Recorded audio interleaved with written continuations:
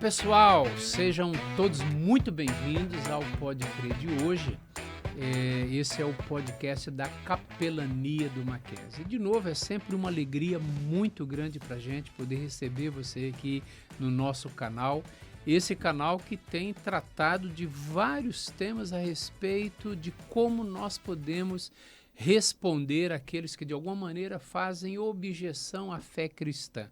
E hoje o nosso tema é um tema muito interessante. Nosso tema hoje é o seguinte: nós podemos provar que Deus existe? Ou aqueles que não acreditam em Deus, eles podem provar que ele não existe?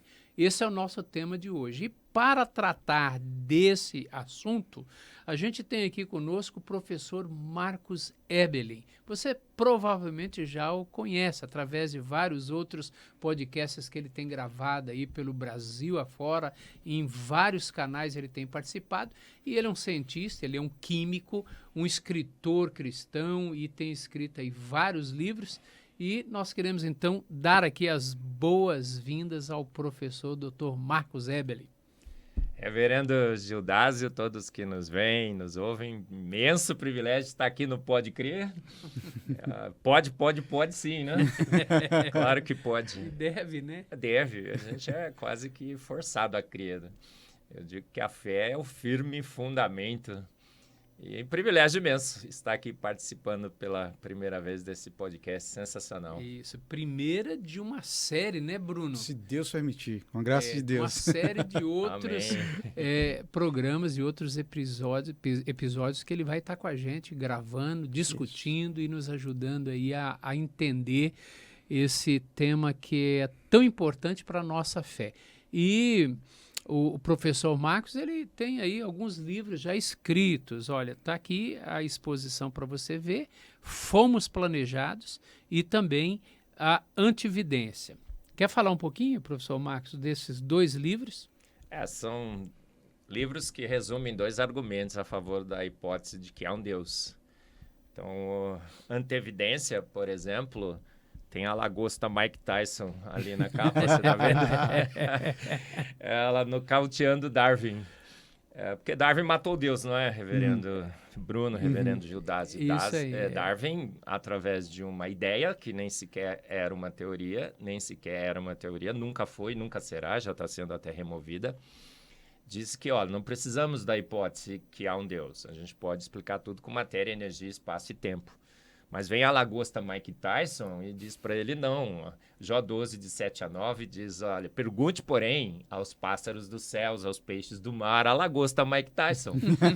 E olha só, ela dá o soco mais poderoso conhecido na Terra, proporcionalmente ao seu peso. Só que o que acontece na patinha dela, na mãozinha que ela dá o soco, tem uma luva de boxe. Luva de boxe. E a gente trabalha aqui no Mackenzie, no MacGraph, desenvolvendo nanomateriais. A estrutura dessa luva é um exemplo assim, máximo de nanotecnologia e sofisticação. São 3 tipos de materiais entrelaçados para dar o máximo de absorção de impacto. Então, a antevidência. Alguém, quando criou esse ser com o soco mais poderoso da Terra, disse: poxa, mas vou ter que proteger a patinha dela. Porque o primeiro soco que ela der, a mão está totalmente danificada. Esse bicho está extinto. E ele colocou a melhor luva de boxe. É Deus exibido, exagerado. Além dele ser comprovado, ele é um exibido e um exagerado. Olha só. Isso. Então, é dos argumentos que a gente tem, da antevidência. Alguém prevendo problemas, instalou nos seus seres a solução para os problemas que eles enfrentariam. Agora, alguém que talvez esteja aí nos assistindo e ouvindo você aí já entrar de sola, né, no Darwin. Sim. A minha pergunta é a seguinte: você provavelmente leu os livros de Darwin e você chegou a defender o ateísmo. Você foi ateu. Pastor, reverendo, eu nasci na igreja. Você conhece esse termo, né? Que nasceu na igreja. Terceira geração de batistas. Agora me converti. O Arival me converteu para o presbiteriano. E sempre cresci com a percepção que há um Deus. Eu digo que toda criança percebe que há um Deus. Nenhuma criança chega para o seu pai e pergunta, pai, o que fez o universo? Ela pergunta, quem fez tudo isso, pai, ao meu redor? Porque somos todos pequenos cientistas. E eu me convenci que havia um Deus e também aprendi com a minha professorinha da IBD que havia um Deus até entrar na universidade. Quando eu entrei na universidade, meus professores chegaram e falaram, Darwin provou que você é uma ameba evoluída. O Big Bang criou o universo. O modelo cosmológico padrão é mais lei do que a lei da gravidade. E eu me converti ao naturalismo. Coloquei Deus para guiar, que muitos fazem hoje, não é? O evolucionismo teísta. E me tornei um evolucionista teísta, um zumbi da fé, viu, reverendo? Vai para a igreja, mas aquilo não comunica mais nada. É um zumbi da fé. Eu cultuava Darwin por 5 dias, no sábado descansava.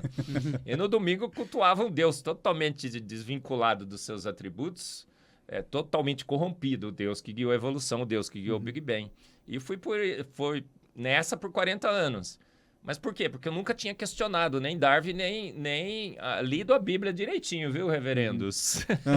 Quando eu levei um choque, conto a história, Augustus Nicodemos me chamou aqui para os encontros Darwinismo hoje e tudo mais, eu comecei a estudar Darwin, percebi que Darwin nem sequer uma teoria ele formulou, ele levantou uma ideia.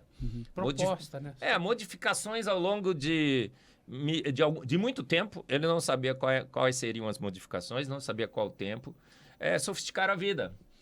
E percebi que a academia comprou aquela ideia, aquela proposta, sem questionar, sem confrontar com os dados. Aí eu comecei a estudar os dados, as evidências. Percebi que Darwin morreu. Totalmente, gente, equivocado. A gente sabe que ele morreu, os darwinistas sabem que ele morreu, só que eles não querem entregar os pontos.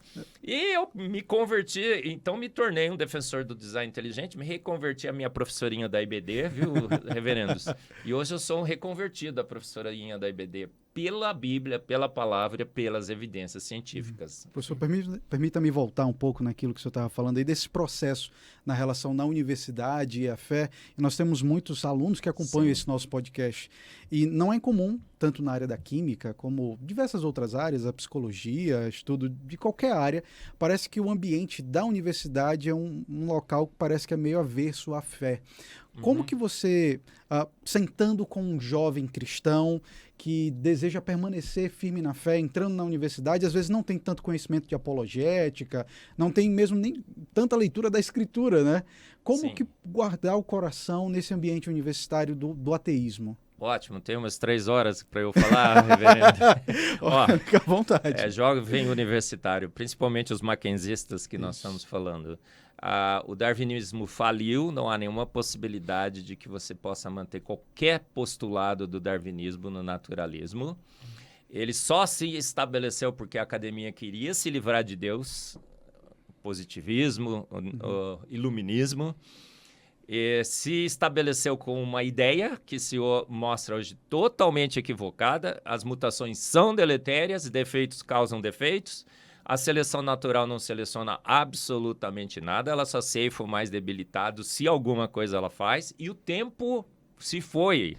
As fotos do James Webb e do Hubble mostraram que o universo é jovem. Então acabou o tempo ficou sem tempo para que com o tempo ele pudesse fazer os seus milagres.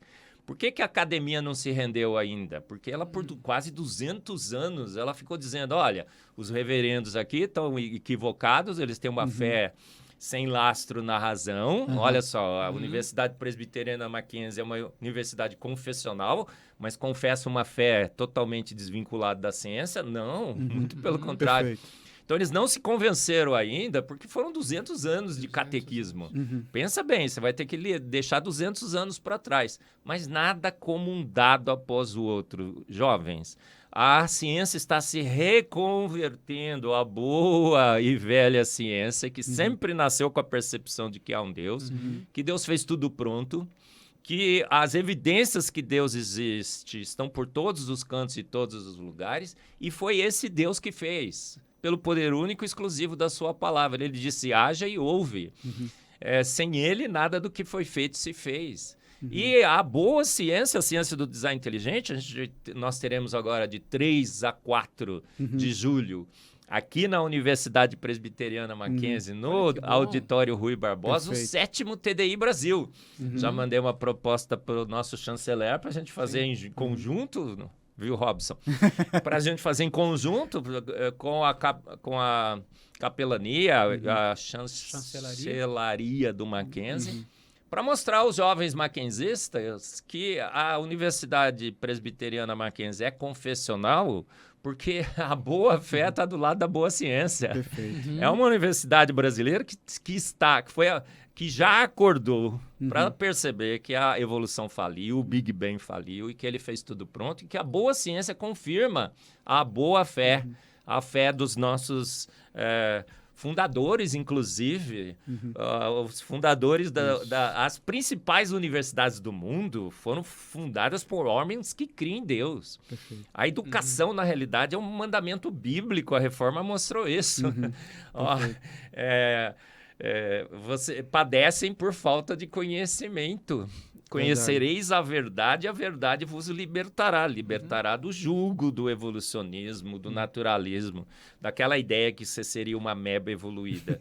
Jovem mackenzista, você não é uma ameba evoluída, você é filho do Altíssimo, feito à imagem e semelhança de um grande Deus. Você perdeu um pouco os direitos de filho, mas em Cristo você pode recuperá-lo rapidamente.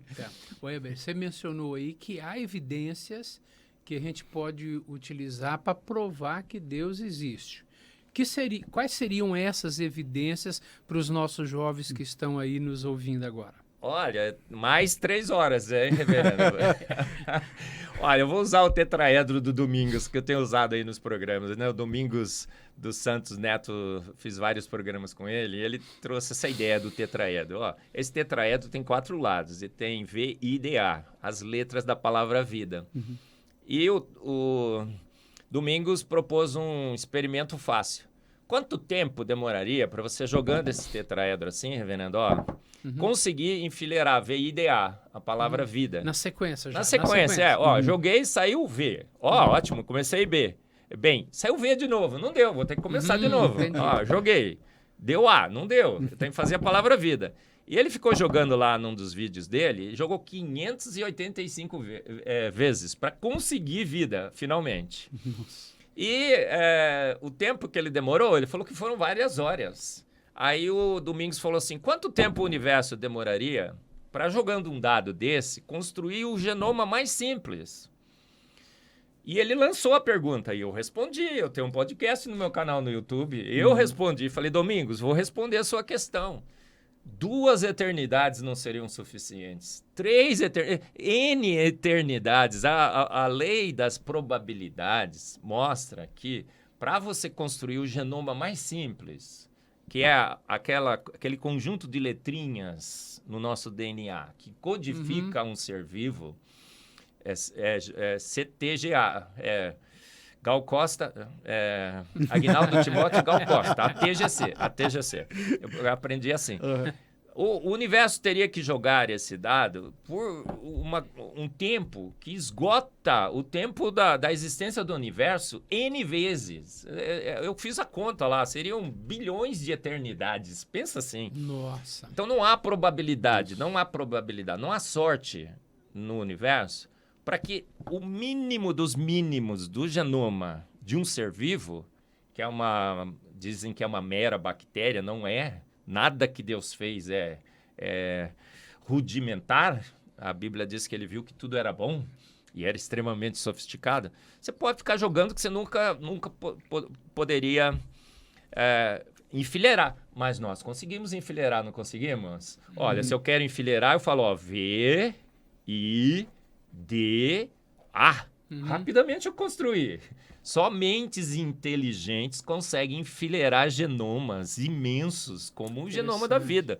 É uma fé? Não. É razão.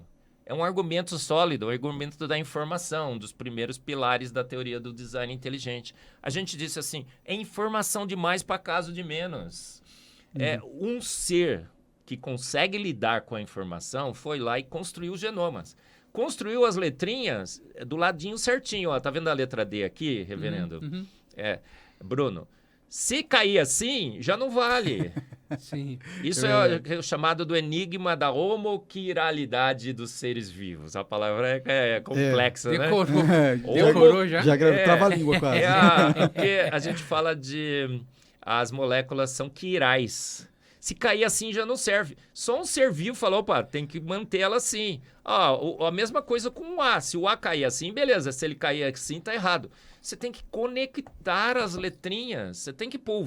Quem é que... O Domingos conseguiu escrever vida. Mas eu falei, Domingos, quem foi lá no quadro e escreveu o V do lado do I, do D e do A? Você. Só uma mente inteligente vai lá e consegue organizar as letrinhas. Conectá-las. Essa conexão, a gente sabe hoje, é uma conexão feita com açúcares, fosfatos, e você precisa de enzimas que catalisam essa ligação. E essas enzimas só são formadas com informação que você precisa montar com um dadinho desse. Então, quem vem primeiro? As conexões que precisam ser montadas ou as enzimas que conectam essas conexões, mas que são formadas só quando conexões que precisariam dessas enzimas já existem. É impossível. Quem veio primeiro, reverendo? O ovo ou a galinha? Bruno, reverendo. Essa pergunta é para ele. Quem veio primeiro? A pergunta é extremamente subjetiva, porque ela teria que ter uma terceira opção. É quem veio primeiro? O ovo, a galinha ou a galinha com o ovo dentro? A galinha veio com o ovo dentro. Não há como a gente admitir hoje, conhecendo a informação da vida, que a vida não foi elaborada por um ser de extrema inteligência, que foi lá, organizou as letrinhas, conectou as letrinhas e o pior, deu significado para a frase, porque conectar letrinhas só é um poema no nosso genoma de 3,2 bilhões de pares de bases e o poema todo faz sentido. Você está lendo lá, ser ou não ser, eis a questão. E continua a leitura. No princípio criou Deus, os céus e a terra. É uma leitura que faz sentido porque as letrinhas expressam proteínas funcionais. Então, a informação acaba com qualquer possibilidade de evolução. Reverendo Bruno, reverendo Gildásio, todos os alunos da Universidade Presbiteriana Mackenzie saibam que o genoma, o estudo da informação da vida, arrasou com Darwin, aniquilou, virou pó, virou farinha. Porque era pura ladainha. É um rap que eu fiz no final do ano, viu, reverendo? Ó, gente, a evolução virou pó, virou farinha, porque era pura ladainha, pura ladainha. E a informação mostra claramente que um grande Deus arquitetou essa informação. Por isso que nós confessamos esse Deus aqui nessa Universidade Presbiteriana Mackenzie, não é, reverendo? Sim. Por isso que a capelania se esforça em revelar esse Deus a todos os nossos alunos. Porque... É o seguinte, você mencionou várias vezes a expressão design inteligente. E eu acredito, né, Bruno, que muitos dos nossos alunos não se debruçaram também em ler os livros de Darwin. Então, eles acabam aceitando muita coisa que é dita sem se aprofundar, sem estudar. E por isso a ignorância na questão do design inteligente. Agora, como que os nossos alunos, eles estão ali ouvindo você agora falando tudo isso, e eles talvez, eles se perguntam o seguinte, como é que eu faço para conhecer melhor isso que é o design inteligente, para eu entender melhor essa ideia de um criador e sustentador de todas as coisas. Até porque está dentro do mesmo campo, deixa eu me acrescentar alguma coisa a essa pergunta do Gildásio. Uma dúvida que eu tenho, falando sobre essa ideia do design inteligente, como lidar, por exemplo, com pessoas que são teístas, mas têm outra perspectiva sobre Deus. Porque uma coisa é você falar da ideia de um teísmo, de um Deus criador, mas outra coisa é falar que esse Deus se revelou em Cristo, né? Como é esse caminho, né? Bom, agora eu vou destruir... Mais 3 horas. Mais 3 horas para destruir a tese do evolucionismo teísta, do criacionismo evolucionário. Eu brinco, diziam que era pesticida, agora estão falando que é defensivo agrícola, né? Criacionismo evolucionário. Gente, não faz o menor sentido. É o pior compromisso. É o compromisso com as trevas. É um compromisso com péssima filosofia, péssima teologia e péssima ciência. Porque o Deus que se revela na palavra, teologia, é o Deus que disse, haja e ouve. Ele diz, no princípio criou Deus os céus e a terra. A Trindade se reúne e fala, façamos. Cristo, quando perguntado, disse, não tendes lido que desde o princípio eu os fiz homem e mulher? Como é que a gente pode ver qualquer tipo de evolução na palavra? Salmos 33, 9 diz assim, porque ele falou e tudo se fez, ele ordenou e de pronto tudo foi criado. Como é que a gente pode ser big banguista, evolucionista, criacionista, evolucionário, evoteísta? A gente está fazendo um compromisso com as trevas, compromisso com ciência de homens equivocada. Quando agora caiu o Big Bang com a foto do James Webb, como que nós ficamos nessa situação? Então a Bíblia é clara demais e a ciência também tem sido clara demais. Esse foi um compromisso que a gente fez porque a gente achou que Darwin e o Big Bang eram absolutos, venceram. Então a gente falou, bom, vamos acomodar Deus lá, mas, sem pedir para Deus, né, com permissão. Ó, puxa o seu Deus de lá, gente. Se você é evolucionista ateísta, puxa o seu Deus de lá, porque o seu Deus lá está passando vergonha. Porque as teorias faliram, o Big Bang virou pó. Virou farinha, porque também era pura ladainha. Meu rap, tá? Procura lá que vocês vão encontrar. Gente, então como é que fazer esse compromisso? Não há a menor possibilidade de fazer esse compromisso. E como é que a gente descobre? Estudando, como o Gildácio falou, a todos os alunos da Universidade Presbiteriana Mackenzie. Como é que eu descobri que eu estava equivocado em relação à evolução? Quando eu entrei na universidade, meu professor me catequizou. Falou, assim e acabou. E eu aceitei, sem contestar. Essa é a pior coisa que a gente deve fazer. A Universidade Presbiteriana Mackenzie, desde que eu entrei aqui, a gente fala assim, alunos protagonistas, não é? Alunos que investigam. Eu não dou aula dando conclusão, eu sempre lanço a questão. Fala, tá vendo? É assim, o que você acha? Então, procure, estude. Quando você começa a estudar a evolução, você percebe que até os seus próprios professores que não estudaram estavam equivocados, estavam com uma percepção equivocada. Então, estude a evolução, leia o livro de Darwin, que eu já li, né? Tem muito evolucionista que nem sequer leu. Você vai perceber que não tem uma única referência a qualquer tipo de evidência científica lá. São observações e propostas sobre a natureza, a criação de Deus. Estude a teoria do design inteligente, 2 a 4 de julho, aqui na Universidade Presbiteriana Mackenzie, com o apoio da chancelaria do Mackenzie. Todos estão Robson, convidados. vamos com a gente? Vai. O 7º congresso, quem que estará aqui? O Daniel Lopes, Richard Rasmussen, que é um biólogo, tem a Ana Beatriz Barbosa, tem o Marcos Eberlin, tem o Domingos dos Santos Neto, tem o professor Kelson Mota, é físico-químico, biólogo, com uma enxurrada de evidências científicas mostrando que fomos feitos prontos. Perfeito. E não há nenhuma possibilidade de lentidão. A lentidão se foi, reverendo Bruno. Aquele Deus do devagarinho, que ao longo de eras... aquele compromisso que a gente fez com o Ion, não é? O Ion do hebraico é um dia literal de 24 horas. Sempre foi. As teologias pelo mundo, não é? Se deixaram levar por uma interpretação que nem sequer Moisés conhecia. Moisés conhecia Eras? Não. Como é que ele pode... Eras é uma invenção moderna que a gente criou para tentar colocar Deus dentro da evolução do Big Bang. Puxa seu Deus fora, defenda um Deus que tudo fez pelo poder único e exclusivo da sua palavra. Há pouco tempo, porque as fotos do James Webb foram avassaladoras, mostraram o universo jovem. E uma fé que os nossos pioneiros, olha só, que se você é calvinista, Calvino defendia. Se você é arminista, Armínio defendia. Verdade. Se você é de Wesley, Wesley defendia. Os reformadores... quem foi o grande reformador, meu Deus? Fala o nome aí dele.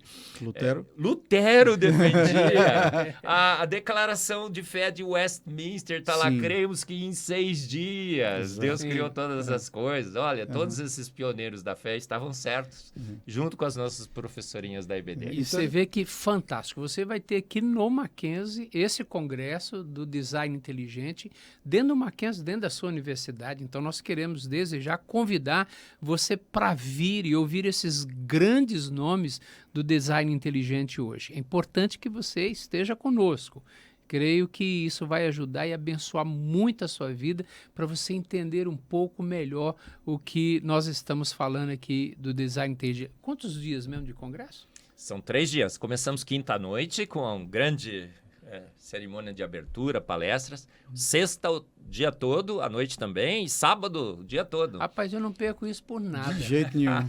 Agora, Judá, Sensacional. eu estou muito curioso. O professor Eberlin trouxe uma placa aí. Então, Ele levou eu ia vários perguntar minutos aí. Eu para ia montar perguntar. isso aí. Eu estou muito curioso. Esse é um outro argumento extremamente forte que nos leva a concluir. A fé é o firme fundamento. Estais sempre prontos a dar razão da sua esperança. Perfeito. Nós, pela fé, entendemos. Olha só. Então, eu não creio em Deus. Eu não creio em Deus. Olha, dois reverendos estão preocupados porque convidaram um cara aqui. E agora, depois de meia hora de programa, ele fala E o isso. pastor Arival ouvindo isso. E o Arival lá. Eu não creio em Deus. Eu tenho certeza que ele existe, gente. Amém. Porque os dados me convencem, Amém. me impedem de ter outra conclusão. Olha só, olha um grande argumento a favor de Deus. O universo começou com uma ordem máxima. Entropia mínima. Entropia é uma medida probabilística de você encontrar ordem. Agora, o que a gente sabe pelas leis da criação de Deus? Não gosto do termo natureza, né? Porque a gente não quer falar criação de Deus, a gente fala natureza. O que a gente encontra na criação de Deus? Ordem. Tudo é extremamente organizado. E o que está acontecendo com essa ordem? Ela está perdendo essa ordem. Quando Deus terminou a sua obra, ele viu que era tudo muito bom. Então, a gente pode, em termos de entropia, era extremamente bem organizado.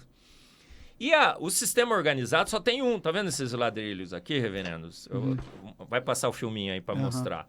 Tá vendo esses ladrilhos? Só tem esse arranjo organizado. Agora, quantos arranjos desorganizados existem para esses ladrilhos? 1, 2, 3, 4, 5, 6, 7, 8...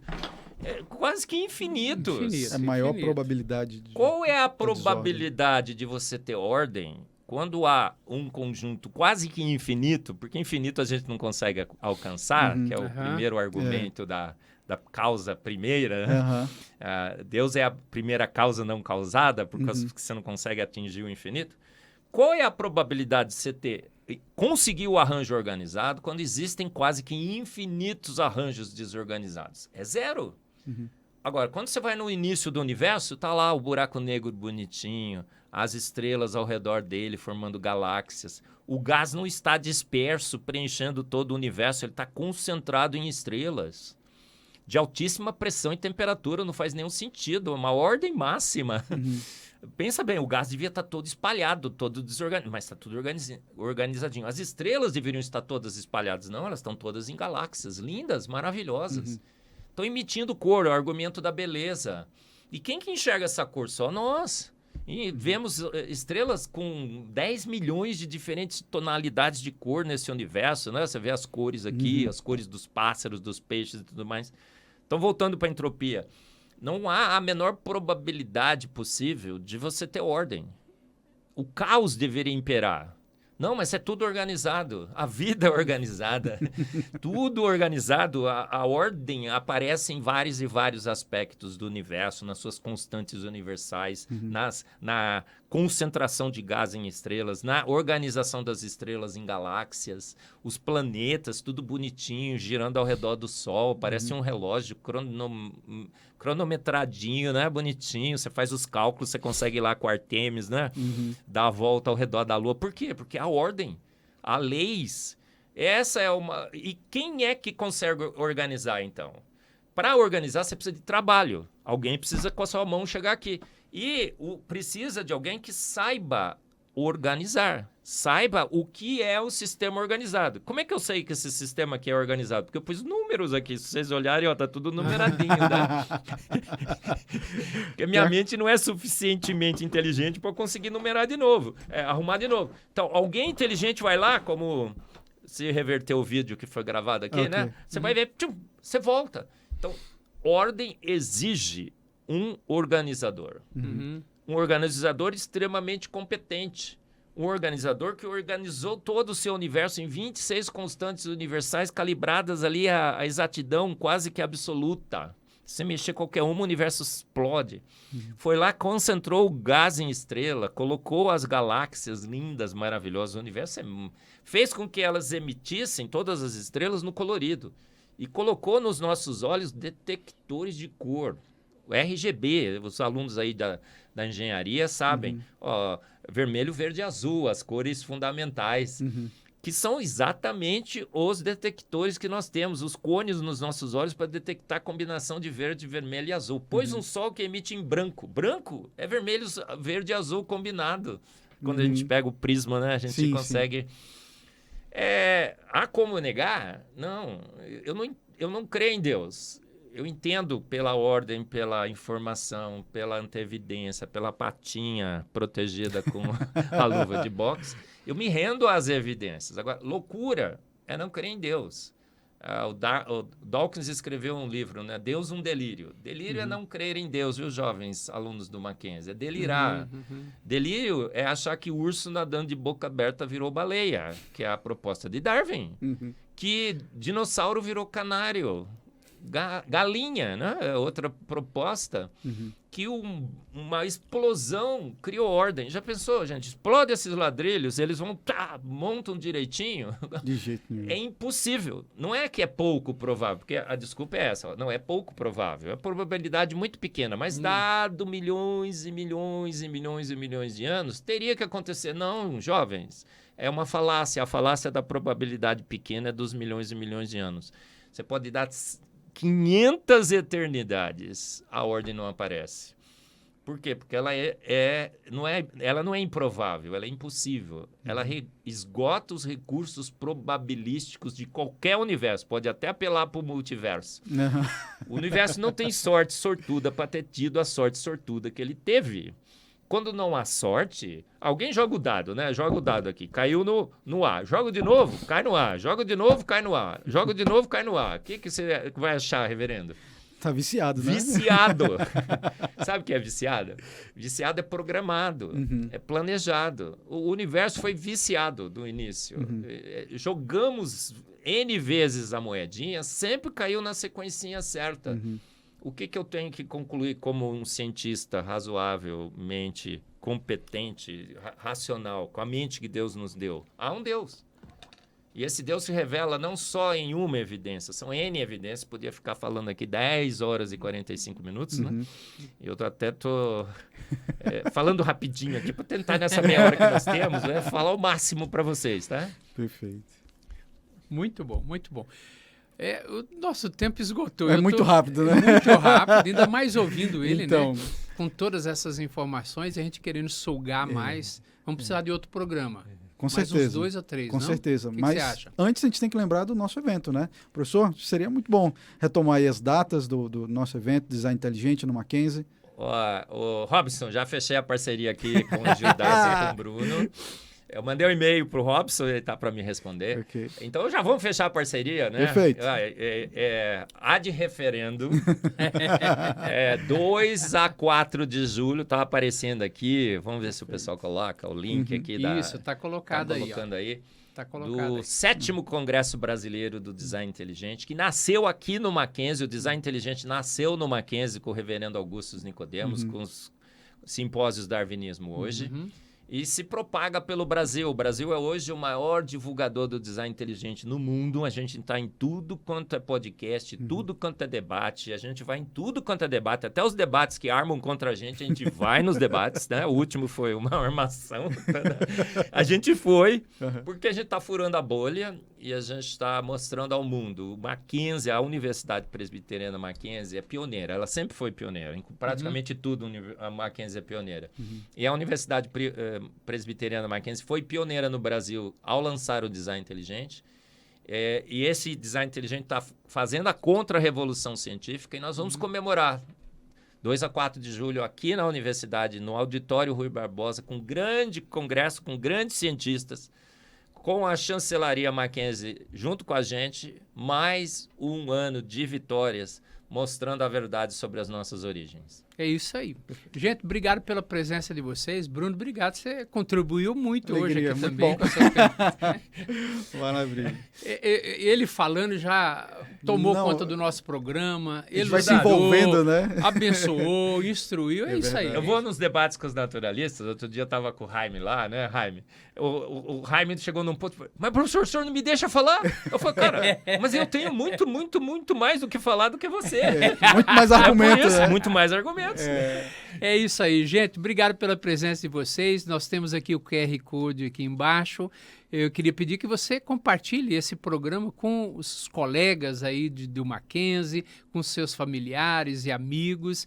E nos aguarda aí, próximo episódio do Pode Crer. E hoje nós aprendemos aqui no Pode Crer de hoje que a gente consegue sim provar que Deus existe. O contrário é que não é possível, né? Por mais que eles tentem, não vão conseguir provar que Deus não existe. E hoje nós aprendemos aqui, agradecendo muito o professor Dr. Marcos Ebele, que é nosso professor aqui no Mackenzie. E se você precisar de consultá-lo sobre alguma questão, eu tenho certeza que ele está à disposição aí dos nossos alunos por um bate-papo, por um cafezinho, um papo gostoso, onde ele vai poder ajudar muito você.